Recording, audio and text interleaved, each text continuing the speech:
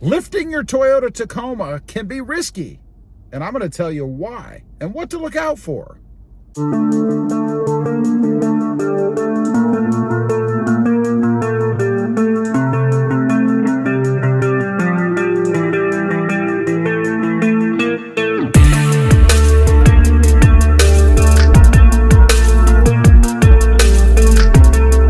Well, good evening, everybody, and welcome back to Robmotive. And that's right, lifting your Toyota Tacoma can be a little bit risky. Now, before I get started, there's a lot of new people on the channel, and you're probably wondering, well, who's this guy to tell me it can be risky? What does he know? Well, I've had, I think, 7 or so Toyota Tacomas, and I have lifted 3 of them. One of them more than once. So I have a little bit of knowledge. I've kind of learned as I've gone. You know, I did what everybody probably does. I get on the web, I start searching, and of course there are viewpoints all over the place. So you kind of pick what makes most sense to you, and you go with that. That's what I did. So I started off with my 2018 Barcelona Red TRD Sport. I lifted that truck 3 inches in the front, 2 inches in the back. It was a block and spacer lift. Now, the block and spacer, it's a good alternative low-level lift, cheap lift. Costs the least amount of money out of every lift that you can do. And that's probably why it's so popular, because you don't have to spend a ton of money on it. But you get what you pay for. In addition to that, I added 20-inch wheels and tires. Big tires, really big tires to begin with. Bulky, size-wise, width-wise. And it was horrible. The ride quality was really bad. The feel of it was really bad. Everything about it was really bad. I didn't dig it. And I never realized that so much as to when I took the lift off and put stock tires back on it just before I sold it. So do I recommend a 3.2 block and spacer lift? No. You're gonna suffer from ride quality problems, and if you go with the bigger giant tires, it's gonna be even worse. Next up was my 2020 Voodoo Blue TRD Off-Road. I did go to smaller tires and wheels to begin with. It helped. It definitely helped. I still started off with a block and spacer lift. Why? I don't know. You'd think after the first time, you know, you'd probably figure it out. But I didn't. I went with a block and spacer, and I had the same kind of issues. Now, I did change the tire to a different brand. On the original lift, on the 2018, I started with Ridge Grapplers. On this truck, I went with Goodyear Duratrax. Much better ride, less firm. I like those a lot better, but I still had the block and spacer lift to contend with. It was horrible. It was horrible. So much so that I put a second lift on it. What I went with the second time around was a coilover with Bilstein shocks in the front and then Bilstein adjustable shocks in the back. It ended up giving me a 3.5-inch lift in the front, had a little bit of a negative rake, we'll call it. It's like I was gonna take off, you know. I didn't really care for that look, but it was on me, right? The ride was horrible, felt very firm in the front, and I blame that on the more aggressive coils. I think if you're going to do a cheaper lift, a lower end lift, leave the coils stock. Don't go, if you care about ride quality. You know, if you don't, if you're one of these people that love the firm, bouncy, feel everything kind of ride, by all means, change the coils. You'll get it. Like I said, I also had a different wheel and tire setup on that truck. Ultimately, I ended up with I believe it was it's either a 17 or an 18-inch wheel with, of course, corresponding tires. Still was too much. You need tread wall.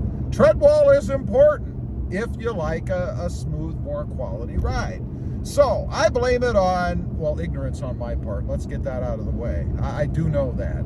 But I blame it on the tire setup in combination with the lift type that I put on. It was just way too firm. Might have made a really good off-road truck because it really could have handled all of the issues off-road. But I had another issue with that too, and I think it was due to ride height. And that was a torn CV boot. You never want that.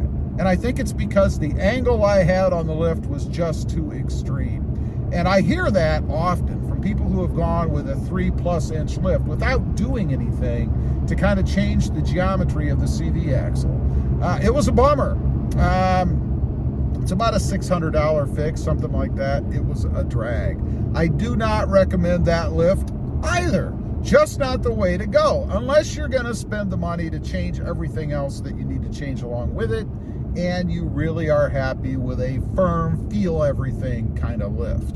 So we're now to the truck that I'm riding in currently. This is a 2021 SR5, pretty basic version. And again, I wanted a lift. You know, I love lifted trucks. I think Tacoma screams lift me. And I think they look awesome that way, as does any truck. I mean, if you lift any truck, it's a really good look for a truck. But this time I wasn't going to make the same mistake. I kind of lowered my expectations, no pun intended, with the height of the lift that I wanted. I decided I wanted to go with a leveling lift. I wanted to bring the front end up to keep it level with the back, because the Tacoma, of course, points down. It has a rake to it. So I wanted to bring the front up, leave the rear end alone. Why mess with the rear end if you don't have to? Why spend the money if you don't have to? So I went with an adjustable shock, it's a Bilstein, to raise the front up to give me as close to level. And I mean, man, I'm within probably 1/8 of an inch, 1/4 inch, something like that between the front and the back of my truck. The ride quality is, I would say, almost unchanged from factory. It's an awesome ride. I don't have any issues with it. My angle is not so far off that I have to worry about anything else in the front end, diff drops, all that kind of stuff. You know, if you have 4-wheel drive, that kind of stuff. The tire setup. This time around, I left the tire size at stock. I did change the wheels and tires. I went with a 16-inch, 270. I think I have a 275, 65, R16, something like that. There's videos on the channel. It escapes me right now. But I did go with a little bit smaller setup as far as the tires and the wheels go. Obviously, with the wheels going from originally a 20 down to a 16. But what that does, it gives me a pretty good tread wall. I have a good distance between the wheel and the top of the tire. That allows my truck to absorb bumps better. So I don't feel like I'm bouncing around all over the place. The steering isn't weird. I don't have any odd vibrations. So my recommendation, unless you're set on doing something really high so that you can fit, I don't know, 48-inch tires under it or something, would be to just look at the front end. Look at doing something that's going to level out the truck and give you the best ride quality you can have, if that matters to you. Plus, it's going to save you a little bit of money. I think ultimately it cost me, if I can remember, somewhere around $1,000 or somewhere in that ballpark for the lift on this truck, just doing the front end. And of course, I don't think it was quite that much. But of course, most of that is labor. If you can do it yourself, you're going to spend a heck of a lot of less money, but you're going to need the tools and the know-how to do that. So anyway, I just wanted to get on here. The one other thing that I'm going to mention is warranty, because everybody, I just saw a post before I started to make this video. It was on Facebook. Somebody asking about warranty in a lift. Will a lift void your warranty? If you lift your truck and it causes the failure, directly causes the failure of an otherwise warranted part, then yes, it's going to affect the warranty on that part. If you lift your truck and your rear left taillight quits working, it's not going to void the warranty on that because it didn't directly affect it. The two don't have anything to do with one another. That's the way the law reads in a nutshell. And no, it depends. That's the way you have to look at it.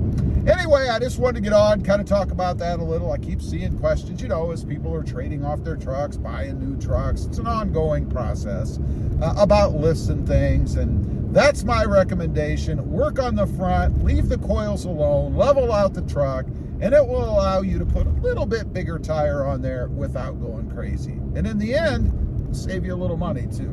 Leave a comment. Let me know. You ever done a lift? Had any problems with it?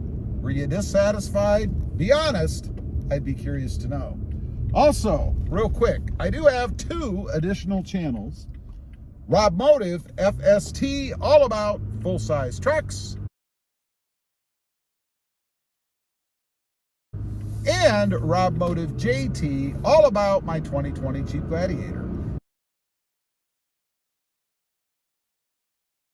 Check them out, and if you're interested, why not subscribe? Don't forget to click that notification bell so that you don't miss out on any upcoming videos.